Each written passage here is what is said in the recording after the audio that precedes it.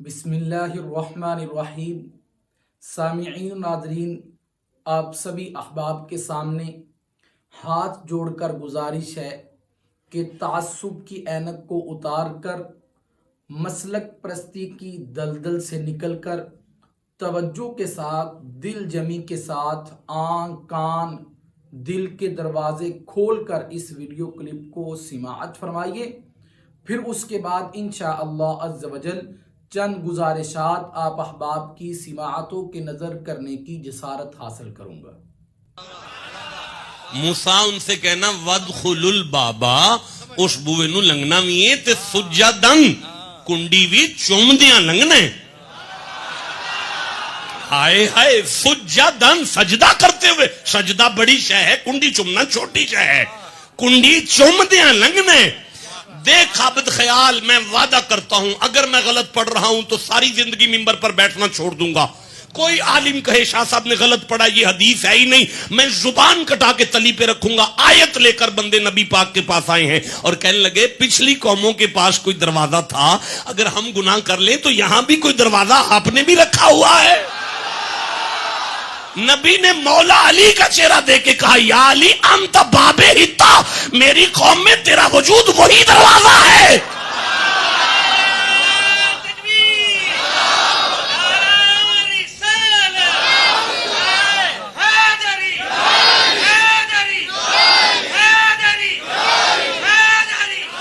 ہمیں پاگل نہ سمجھا جائے جو پاک پتن بہشتی گزرنے چلے جاتے ہیں، ہمیں ولی کا دروازہ بہشتی بنا کر محمد نے دیا ہے۔ جسے سمجھ آ گئی وہ چپ کیسے بیٹھا ہوا ہے یار؟ ناظرین، یہ جو ابھی آپ احباب نے ویڈیو کلپ سماعت فرمایا، اس کلپ میں گفتگو کرنے والے صاحب کا نام مولانا سوہنا ماہی ہے۔ ان کا تعلق بریلوی مسلک کے ساتھ ہے۔ واللہ واللہ واللہ میں مسلک پرستی کو فروغ دینا نہیں چاہتا، میں فرقہ واریت کو پھیلانا نہیں چاہتا، میں اس بات کا اقرار اور حلف قرآن کے اوپر ہاتھ رکھ کے کروں تب بھی میں گناہ گار نہیں ہوں گا۔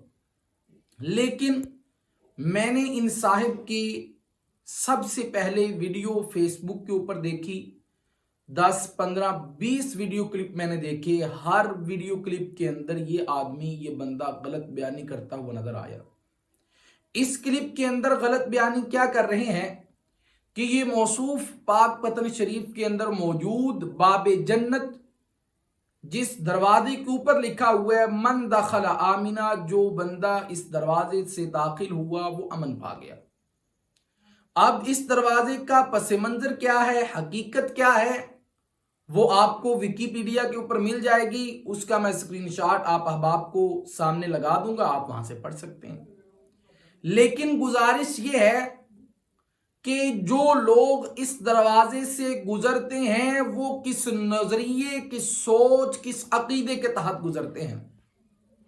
جو لوگ اس دروازے سے گزرتے ہوئے تکلیفات کو برداشت کرتے ہیں، مصیبتوں کو برداشت کرتے ہیں، پولیس اہلکاروں کی مار کو برداشت کرتے ہیں، گرتے پڑتے ہوئے اس دروازے سے داخل ہونے کی کوشش کرتے ہیں، ان سے پوچھا جائے گا کہ بتاؤ تمہارا عقیدہ، تمہارا نظریہ، تمہاری سوچ کیا ہے؟ وہ کہیں گے کہ ہمارا نظریہ، ہمارا عقیدہ، ہماری سوچ یہ ہے کہ ہم اس دروازے سے داخل ہو جائیں تو ہم یہ سمجھتے ہیں ہم جنت میں داخل ہو گئے۔ اس دروازے کو بہشتی دروازہ کہا جاتا ہے۔ تو یہ صاحب عوام الناس کو گمراہ کرنے کے لیے، عوام الناس کے سامنے ایک فریب، دھوکے کی چادر ڈالتے ہوئے قرآن مجید، فرقان حمید اور احادیث نبوی کا سہارا لے کر چند بکواسیات کرتا ہوا نظر آیا۔ بکواسیات اس لیے کہہ رہا ہوں کیونکہ قرآن کے اوپر جو اپنی رائے قائم کرے گا وہ بکواسی ہو سکتی ہے، حق نہیں ہو سکتی۔ جو اللہ کے نبی کی حدیث کو بیان کر کے اس کا غلط مطلب نکالے گا وہ بکواس ہو سکتی ہے، وہ حق نہیں ہو سکتا۔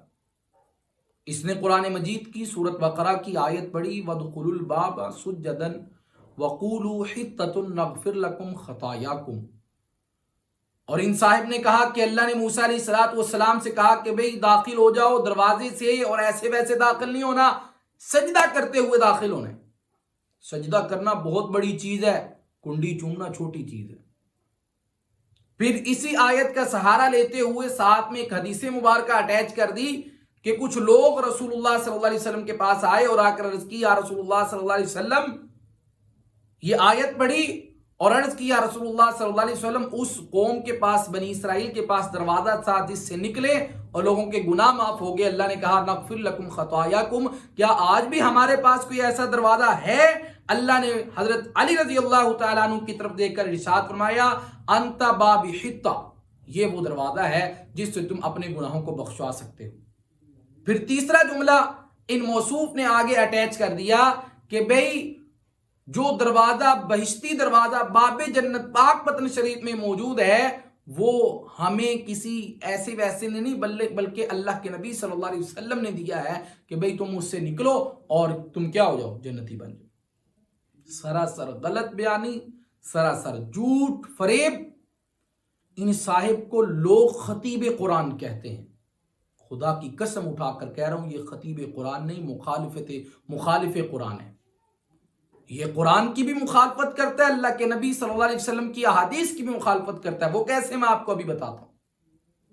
یہ جو آیت ان صاحب نے بیان کی کہ وَادْخُلُوا الْبَابَ سُجَّدًا وَقُولُوا حِطَّةٌ نَغْفِرْ لَكُمْ خَطَايَاكُمْ، موسیٰ علیہ السلام کی قوم کو اللہ رب العزت مان و سلوہ کھلاتے تھے، انہوں نے واویلا کیا، شور مچایا۔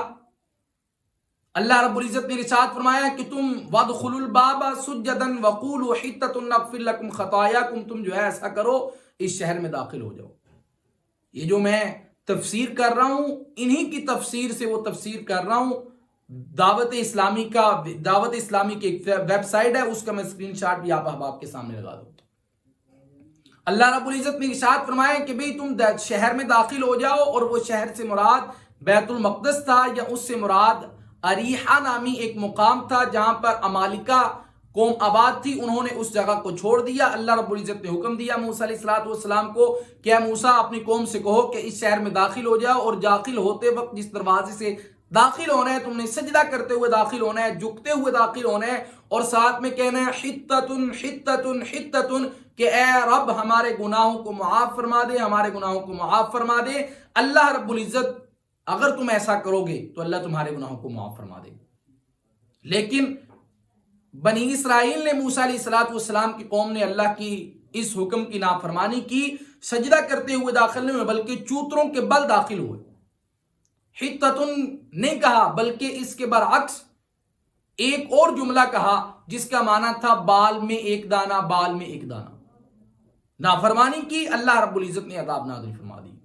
اب بتاؤ اس آیت کا باب جنت جو پاک پتن شریف میں ہے اس کا اس کے ساتھ کیا تعلق ہے؟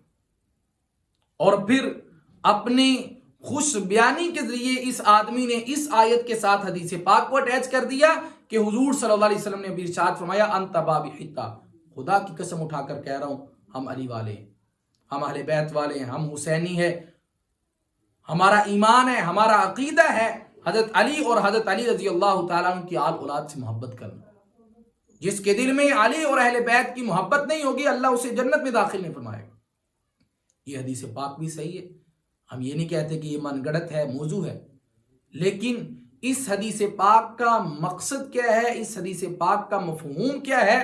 آپ گوگل پر جائیں، کسی بھی مکتبہ فکر کی مطابق جو ہے وہ اس حدیث کی وضاحت کو آپ دیکھ لیجئے، یہی وضاحت نظر آئے گی کہ اللہ تبارک و تعالیٰ کے محبوب پیغمبر نے ارشاد فرمایا انت باب حطہ، یہ میرا علی میرا داماد جو ہے یہ حطہ دروازہ ہے کہ جو شخص اس علی رضی اللہ تعالیٰ عنہ کی پیروی کرے گا، اتباع کرے گا، جو حضرت علی رضی اللہ تعالیٰ عنہ کے نقش قدم پر چلے گا، اللہ اسے جو ہے وہ اس قدر نوازیں گے کہ اللہ اس کے سارے گناہوں کو معاف فرما دیں گے۔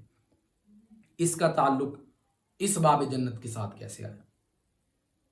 اللہ رب العزت قرآن مجید فرقان حمید کی سورۃ البقرہ کے اندر ہی ارشاد فرماتے ہیں وَلَا تَلْبِسُوا الْحَقَّ بِالْبَاطِلِ، کہ لوگوں حق اور باطل کو آپس کے اندر گڈ مڈ کر کے لوگوں کے سامنے بیان نہ کرنا، یہ حق اور باطل کو، قرآن حدیث کو اپنے من گڑت جو معاملات ہیں ان کے ساتھ مکس کر کے لوگوں کو گمراہ کرنے کی کوشش کرتے ہیں۔ اللہ رب العزت نے پھر دوسرا آگے ارشاد فرمایا وَتَكْتُمُ الْحَقَّ، حق کو چھپاؤ بھی نہیں۔ حق کو تم چھپاتے ہو، حق اور باطل کو تم گڈمٹ کر کے بیان کرتے ہو، وَأَنْتُمْ تَعْلَمُونَ، اور حقیقت یہ ہے کہ تم حق جانتے ہو کیا ہے۔ حق جانتے بوجھتے ہوئے بیان نہیں کرتے۔ پیٹ کا مسئلہ ہے، پیسے کا مسئلہ ہے، جائیداد کا مسئلہ ہے، شہرت کا مسئلہ ہے، عزت کا مسئلہ ہے، فیم کا مسئلہ ہے، خدا را حق کوئی کرنے والے بن جاؤ، اللہ رب العزت آپ کو مقام دے گا، عزت دے گا، مرتبہ دے گا، تمہیں اللہ فیم بھی دے گا۔ اللہ رب العزت کے محبوب پیغمبر نے سنن ابی داؤد، سنن ترمذی کے اندر، مستدرک الحاکم کے اندر یہ روایت موجود ہے کہ رسول اللہ صلی اللہ علیہ وسلم نے ارشاد فرمایا جو شخص قرآن مجید کی تفسیر اپنے رائے کے ساتھ کرے، تفسیر بالرائے کرے، اور یہ موصوف ہر آیت کی وضاحت تفسیر اپنی رائے کے ساتھ کرتا ہے، میرے پاک پیغمبر نے ارشاد فرمایا جو بندہ ایسا کرے گا وہ اپنا ٹھکانہ جہنم میں بنا لے۔ آپ ان صاحب کی کسی بھی ویڈیو کلپ کو دیکھ لیں جو اپنے آپ کو خطیب قرآن کہلاتے ہیں، ان کی بتائی ہوئی تفسیر اس سے پہلے کسی ایک مفسر نے بیان کی ہو میں مان جاؤں گا۔ رسول اللہ صلی اللہ علیہ وسلم نے موجب الکبریٰ امام طبرانی رحمۃ اللہ علیہ کی، السلسلہ الصحیحہ البانی رحمۃ اللہ علیہ کی، ان دونوں کتابوں کے اندر یہ روایت موجود ہے کہ رسول اللہ صلی اللہ علیہ وسلم نے ارشاد فرمایا مجھے اپنی امت میں سے سب سے زیادہ ڈر اگر کسی شخص سے ہے، کسی آدمی سے ہے، کسی مولوی ملا سے ہے، مجھے اس آدمی سے ہے، اس مولوی سے ہے جو خوش الہان ہو، جس کو بات کرنے کا طریقہ اور سلیقہ آتا ہو، جس کے پاس فن خطابت موجود ہو اور حقیقتاً وہ علم سے خالی ہو، اور وہ اپنے الفاظ کے ذریعے سے لوگوں کو گمراہ کرتا چلا جائے گا۔ ان لوگوں کے پاس خدا را علم کی ایک بوند نہیں ہے، سوائے جہالت کے اور کچھ نہیں ہے۔ قرآن بیان کرتے ہیں، ترجمہ کرتے ہیں، ترجمہ بھی اپنی طرف سے کرتے ہیں، تفسیر جو کرتے ہیں وہ بھی اپنی طرف سے کرتے ہیں، حدیث بیان کرتے ہیں، اس کا معنی مفہوم مطلب وہ بھی اپنی طرف سے کرتے ہیں۔ خدا را ہوش کے ناخن لو اپنے بڑوں سے ہی ان آیات کی، ان احادیث کے مطلب اور مفہوم کو لے لو، اسی کو لوگوں کے سامنے بیان کر دیا کرو، اسی کے ذریعے سے تمہارے لوگوں کو پتہ چل جائے گا حق کیا ہے، باطل کیا ہے۔ خدا را آپ تمامی احباب سے گزارش ہے کہ ان جیسے لوگوں کو سننا چھوڑ دیجئے۔ اگر آپ تک کوئی ایسی ویسی بات پہنچے، خدا را اس کی تحقیق کیا کرو۔ آج کل ہمارے نوجوان جو ہے وہ شور بہت کرتے ہیں، تحقیق ہونی چاہیے، تحقیق ہونی چاہیے، تحقیق ہونی چاہیے، ریسرچ ہونی چاہیے، ریسرچ ہونی چاہیے، کرتا کوئی نہیں۔ ہر بندے کو فرصت ہی نہیں ہے، کوئی ڈرامہ دیکھ رہا ہے، کوئی فلم دیکھ رہا ہے، کوئی گانے سن رہا ہے، کوئی گیمنگ کر رہا ہے، کوئی اپنی تجارت کے اندر مصروف ہے، کوئی اپنی کھیتی باڑی کے اندر مصروف ہے، دنیاوی معاملات مصروف ہیں، اور سامنے بیٹھے ہوئے بھی اتنی جاہل ہوتے ہیں، یہ قرآن کی غلط تفسیر کر رہے ہیں، حدیث کا غلط مطلب بیان کر رہے ہیں، سامنے بیٹھے ہوئے جو ہے وہ سبحان اللہ کے نعرہ لگا رہے ہیں۔ خدا را ان جیسے جاہلوں سے بچیے۔ یہ صاحب میں نے دیکھا کہ یہ صاحب اب اپنے نام کے ساتھ سید بھی لکھواتے ہیں، اور کمنٹ سیکشن کے اندر انہی کے مسلک کے کئی لوگوں نے یہ کہا ہے کہ یہ بندہ سید نہیں ہے۔ اس سے بڑا جھوٹا کیا ہو سکتا ہے؟ جھوٹا آدمی کا کیا ہو سکتا ہے کہ جو آدمی سید نہ ہو وہ اپنے آپ کو سید بنا کر لوگوں کے سامنے پیش کر رہا ہے تاکہ لوگ میری واہ واہ کریں، میری عزت کے اندر اضافہ ہو جائے۔ یہ آدمی جھوٹا ہے، جاہل ہے، بکواس کرنے والا ہے، یہ خطیب قرآن نہیں ہے۔ اس سے جو ہے وہ بچنے کی کوشش کرنی چاہیے۔ اسی طرح کا جو ویڈیو کلپ ہے میں نے مفتی سمر عباس صاحب کا بھی سنا تھا، وہ بھی اسی طرح کی بکواسیات کرتے ہوئے نظر آ رہے تھے۔ اگر آپ چاہیں تو میں اس ویڈیو کلپ کو بھی اس ویڈیو کے ساتھ اٹیچ کر دوں گا، آپ اس کو بھی دیکھیے۔ وہ بھی اسی طرح کے جو ہے وہ ہیلے بہانے کرتے ہوئے پاک وطن شریف کے اس دروازے کو ثابت کرنے کی کوشش کر رہے تھے۔ اللہ تبارک و تعالیٰ سے دعا ہے کہ اللہ تبارک و تعالیٰ مجھے اور آپ تمامی احباب کو حق کو پہچاننے کی توفیق عطا فرمائے۔